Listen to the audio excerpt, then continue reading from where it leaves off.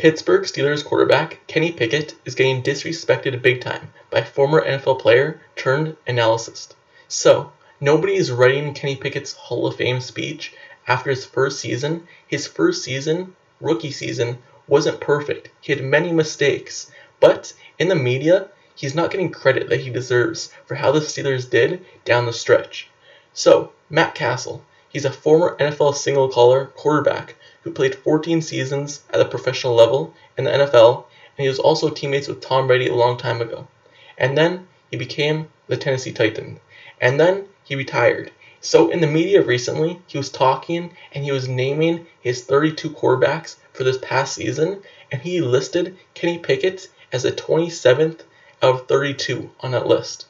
And that's a major disrespect because of the people that he was behind. He's behind guys like Mac Jones, Andy Dalton, and even Jacoby Brissett.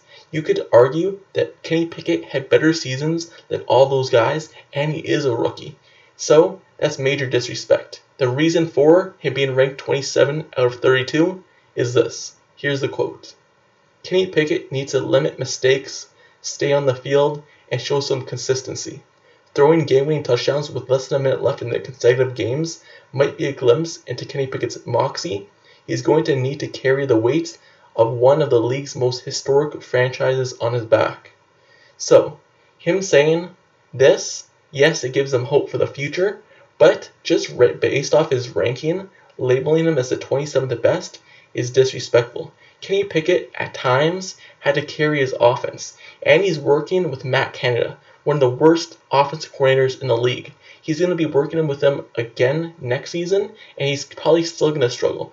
Yes, the Steelers' offense wasn't great, but Kenny Pickett did lead those 2 game-winning drives. He did make big throws when he needed to make those big throws, and it's not his fault that the wide receivers couldn't get open. For example, Deontay Johnson just couldn't get open in the red zone, having 0 touchdowns, and it's not his fault that the offensive line, especially on his left side, couldn't pass block and was consecutively being behind the sticks due to penalties, holding calls, or false starts. That's not his fault. And it's not his fault that Najee Harris was non-productive at all in the first half of the season.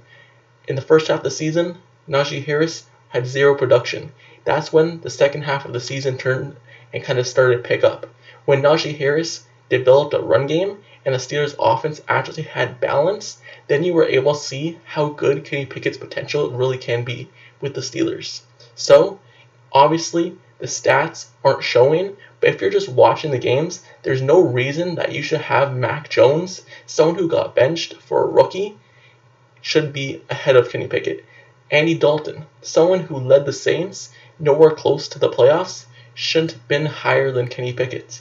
Jacoby Brissett, someone who only started for half the season, shouldn't be higher than Kenny Pickett. That's just major disrespect, and hopefully NFL analysts will respect Kenny Pickett's game in his second season with the Steelers. So, let me know down in the comments below.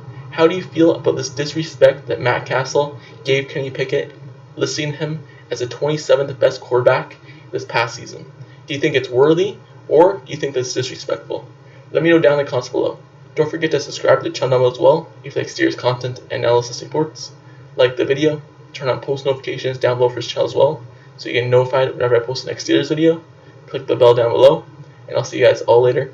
Till next time, I'm out. Peace.